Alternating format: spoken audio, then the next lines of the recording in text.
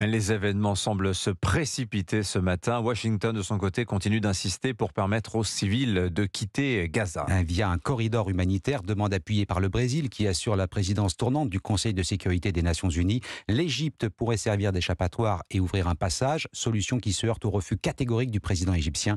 Les Gazaouis doivent rester sur leur terre, dit Abdel Fattah al-Sisi. Le conflit menace d'embraser toute la région, mais aussi de s'exporter. Emmanuel Macron l'a dit hier soir, il craint de possibles répercussions en France. Et c'était l'un des objectifs de cette allocution télévisée du chef de l'État hier soir, Jacques Serret, surtout ne pas se diviser.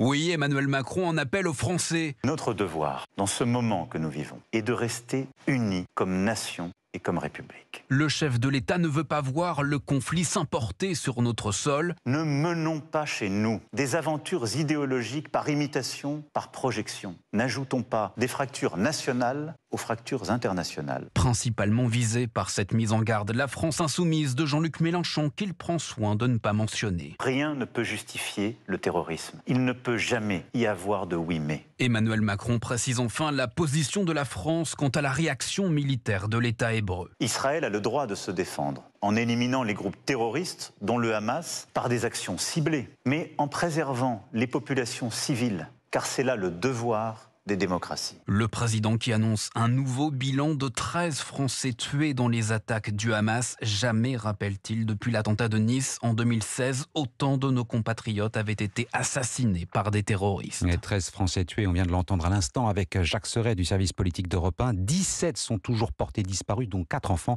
Impossible de savoir s'ils sont aux mains du Hamas. Les canaux de discussion sont en tout cas ouverts pour obtenir leur libération, affirme le chef de l'État.